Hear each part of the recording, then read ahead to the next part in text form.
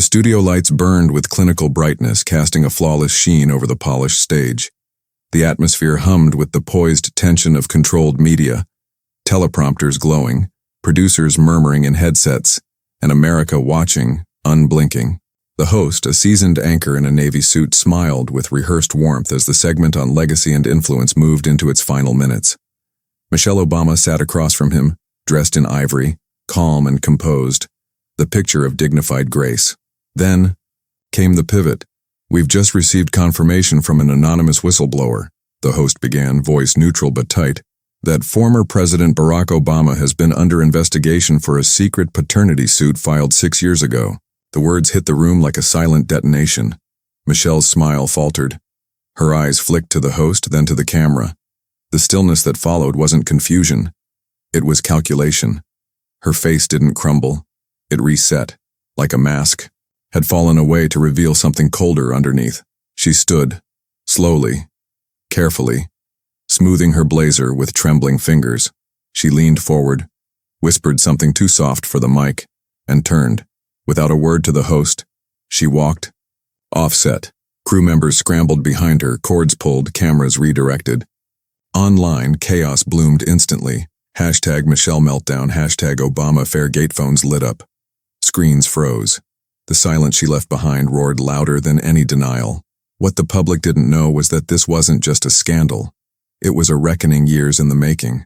Michelle's heels echoed through the marble hallway as she exited the studio, each step heavier than the last. Her hand trembled slightly as she reached for the phone in her clutch, ignoring the barrage of incoming texts. Her image, polished, poised, untouchable, had never been meant to bleed. But behind closed doors, Michelle Robinson Obama was just a woman, one who hadn't been held without cameras watching in over a decade. Back home, the estate was quiet. Too quiet. Barack sat alone in the study, his back to the door, sleeves rolled, tie loosened, still rehearsing calm like a habit. Michelle stood in the doorway watching him. "You let this happen," she said, voice low, not shaking. He didn't turn around. "I didn't leak it," he replied. "But I didn't lie either," we agreed, legacy over truth. That agreement, forged during his second term, had been a quiet arrangement, never written down but deeply understood. No divorce, no scandal, only the appearance of unity. They were a brand now, not a couple. For years they lived under the same roof, yet slept in different rooms, shared dinners for optics and smiles for cameras. Michelle had tried to fill the silence with purpose. Her recent book deal, a wellness journal aimed at women battling anxiety, had been framed as her healing gift to the nation. The irony bit deeper now. "They want me to talk about pain like it's a product," she had confessed to her editor. "But I can't even name mine." Across the country, Sasha studied headlines on her phone in her LA apartment, heart pounding. Her parents' marriage had always felt curated, but now it felt like a performance unraveling in real time. She wanted to call her mother to ask for truth, but the silence on the other end had always told a different story. Sometimes the strongest faces are worn by the most fractured hearts. And sometimes the pact we keep to protect our legacy becomes the very blade that slices it apart. Michelle sat in her bedroom with the curtains drawn tight, light from the laptop screen casting a pale glow across her face. Her inbox blinked with a subject line that stopped her breath. "You deserve the truth." Her hand hesitated over the trackpad. She clicked. Inside, grainy images loaded. Barack with a woman she didn't recognize holding a child. Below the photos, a single-page document, a paternity test. Positive. Dated 6 years ago. No explanation, no name. Just facts and betrayal. Her lungs felt like they'd forgotten how to work. That night, she walked into Barack's study without knocking. He didn't look surprised. He didn't even flinch. "You said you didn't want truth, just peace," he said plainly, like they were talking about redecorating a guest room. Michelle stared at him, searching his face for guilt, shame, something. "And you handled this?" she asked, her voice barely a whisper. "It's done," he said. "No media. No press. Handled."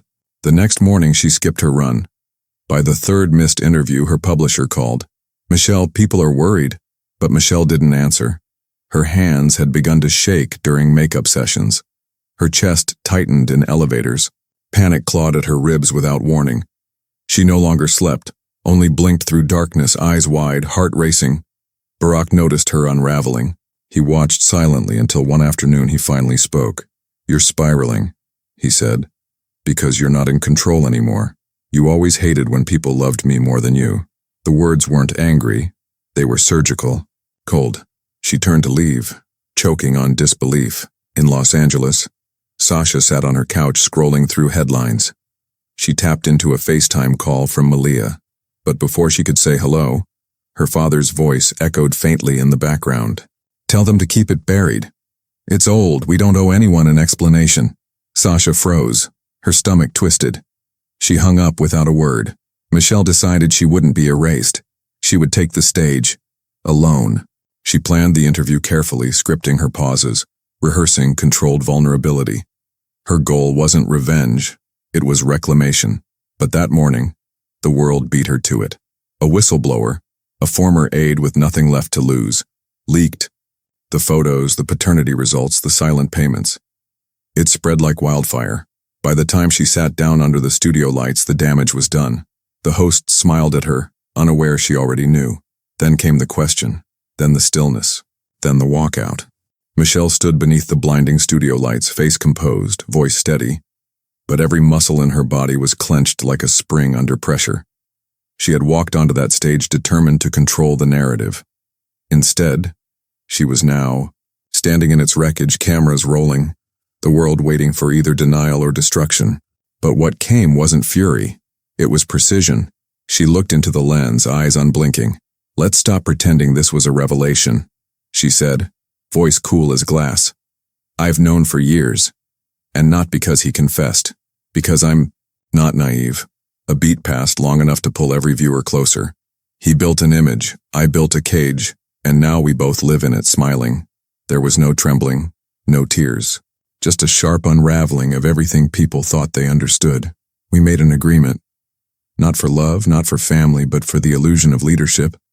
I stayed because the country wanted a fantasy, the perfect black couple, the polished American dream.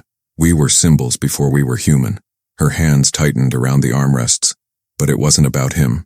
It was about me, about what I thought I owed you, and how I buried myself to deliver it. Online, chaos ignited. Supporters wept and reposted. Critics screamed betrayal. Some called her a survivor. Others labeled her complicit. But in that moment, Michelle wasn't seeking permission to speak. She was reclaiming what silence had stolen. In Los Angeles, Sasha watched the clip with her phone balanced on trembling knees. Her chest felt hollow, as if everything she believed about strength had been rewritten. Her mother's voice, so fierce, so raw, made it impossible to look away.